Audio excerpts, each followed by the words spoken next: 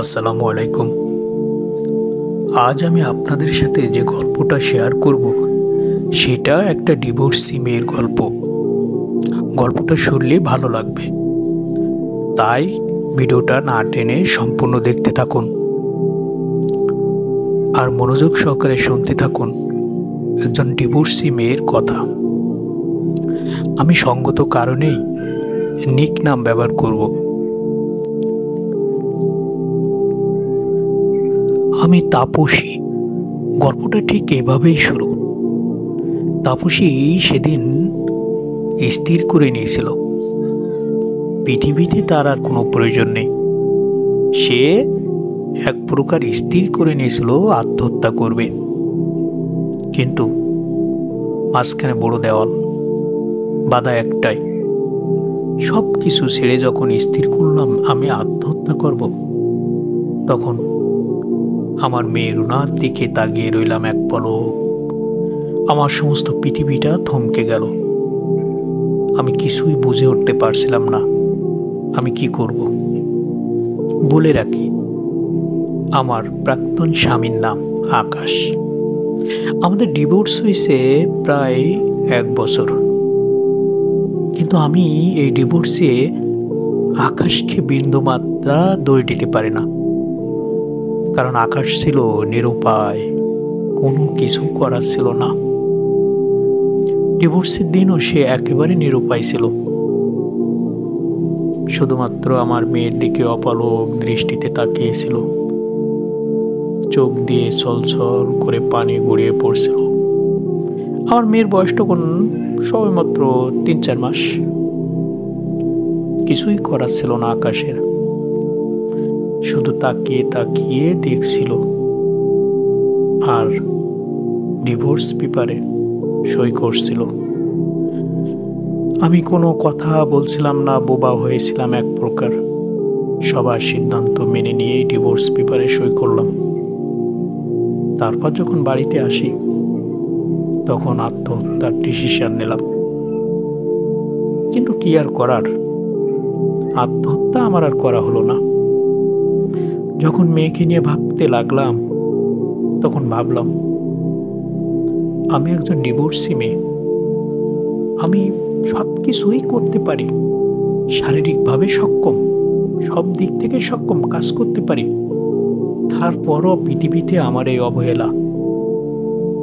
আমার মেয়ের কি হবে? শুধু মেয়ের কথা চিন্তা করেই আমি আমার বাজে ডিসিশন থেকে ফিরে আসলাম। আমি সব কিছু অন্ধকার দেখছিলাম, কি করব। আমাদের বিয়েটা হয়েছিল প্রেমের সম্পর্কের মাধ্যমে, কিন্তু পরিবার তখন মেনে নেয়নি। আজও পরিবারের কাছে আমি অবহেলিত, কারণ আমি ডিভোর্সি। আমার স্বামী আমাকে ছেড়ে চলে গিয়েছে, কিন্তু আমি আকাশকে একেবারেই দোষ দিই না, কারণ এই ডিভোর্সটা হয়েছিল আমাদের পরিবারেরই কারণে। 2 পরিবারের কোলাহল কারণে বলি হতে হয়েছিল আমাদের সুখের সংসার। মাঝে মাঝে আমি আকাশের খবর নিই। আকাশ এখনো অবিবাহিত, আমিও অবিবাহিত। আমি টিউশনি করে যে কয় টাকা রোজগার করি সেটা দিয়েই আমি আমার মেয়ের ভরণ পোষণ সব কিছু সামলে নেই। কষ্টে আমাদের প্রতিটা দিন কেটে যায়। আমার মেয়েও আস্তে আস্তে বড় হতে লাগে। রুনাও প্রতিদিন তার বাবাকে খুঁজতে থাকে। স্কুল থেকে আসে আর প্রতিদিন একটাই প্রশ্ন, মাগো আমার কি বাবা নাই? ওর বাবার ছবি ফোনে দেখে আর বাবা বাবা করে চিৎকার করে, কিন্তু বাবাকে খুঁজে পায় না। আকাশ খুব অভিমানী, লাজুক। ও মাঝে মাঝে ফোন দেয়, জিজ্ঞাসা করে রুনা কেমন আছে। ওর দায়িত্ব ঠিকভাবেই পালন করে। মাঝে মাঝে কিছু টাকা পাঠিয়ে দেয় রুনার জন্য, কিছু কিনে নিতে। এই ধরুন, ওর পোশাক কেনার জন্য, খাবার কেনার জন্য। আকাশ তার জায়গা থেকে দায়িত্ব পালন করার চেষ্টা করে, কিন্তু কি হবে এই দায়িত্ব দিয়ে? যদি আমার মেয়ে তার বাবাকে না পায়, আমার কথা নয় বাদই দিলাম, স্বামী সুখ হয়তো আল্লাহ তাআলা আমার কপালে লিখেই রাখেনি, আমি হয়তো সেই অভাগিনী।